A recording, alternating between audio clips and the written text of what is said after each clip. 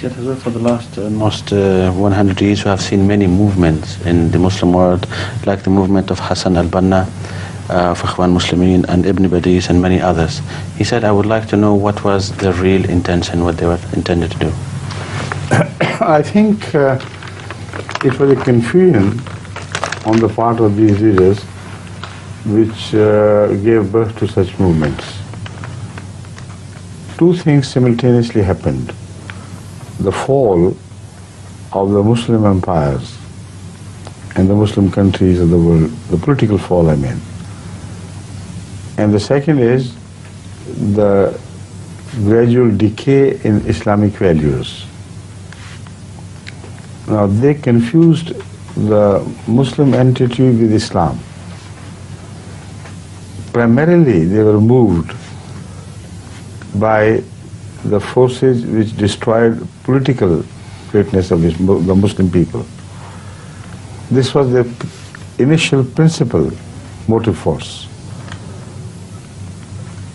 And they did not really care much for the decay of Islam in its moral values everywhere in the world of Islam. The prophets of God are far more conscious of moral decay. They are far more, they suffer far more for the moral depravity of humans than the political images of the past great people and so on and so forth. So it is here, although they were Muslims, although throughout their lives they fought for the cause of the political greatness of the Muslims, still they did not care much for Islam itself, in the sense that they saw with their own eyes that all the Muslim values are decaying, going down the drain. Truth, honesty, dedication, love, loyalty to God and oneness of Islam, wisdom and things, they were all declining rapidly in their sight, before their eyes, and they did not much care. What they cared for was the past glory, political glory, and they went all out telling the Muslims to fight for it, to raise weapons. And they again forgot to train them how. They again forgot to analyze the world of the opponents, the entire world of the opponents of Muslim political power. They forgot to tell their own people of what they have gained in the meantime. Their superiority is first superiority of knowledge, superiority of science, superiority of technology.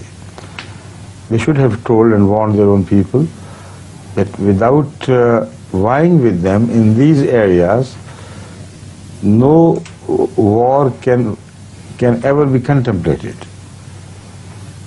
Because in the olden days, the holy war, of course, was carried out, but not in the sense they understood. The holy war was in defense of a people against whom sword had been raised to destroy them. And the sword was equal on both sides. Both sides were equipped with the same type of weapons.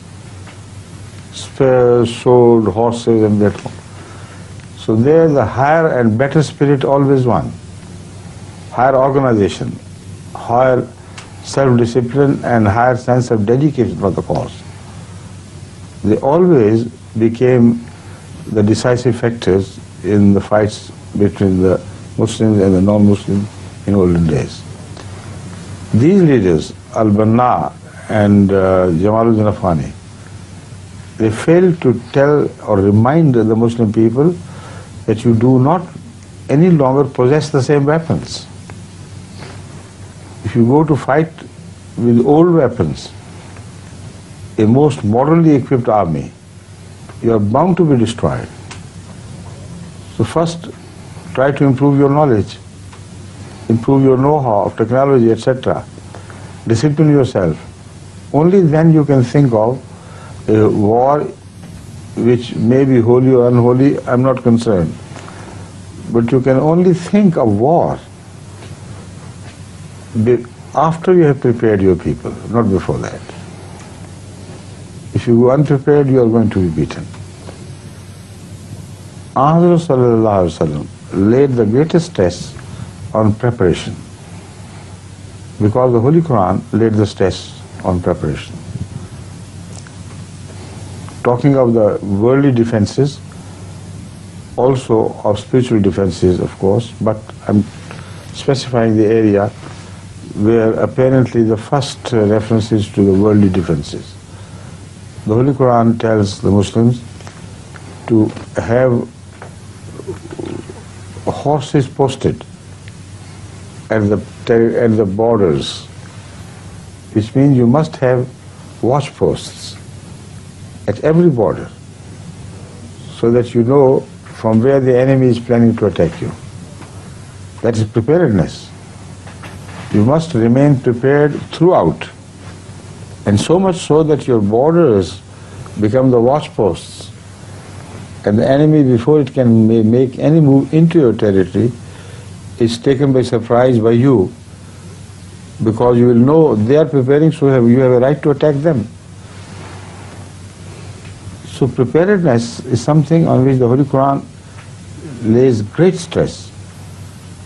These so-called modern Muslim movements absolutely forgot that aspect, which the Quran has highlighted, which the Hadith continued to highlight. So in brief, this is my answer to these movements. They're good people, great people. They thought they did well for Islam. But what is the result? Nothing. Both failed, because they failed to understand the true message of Islam.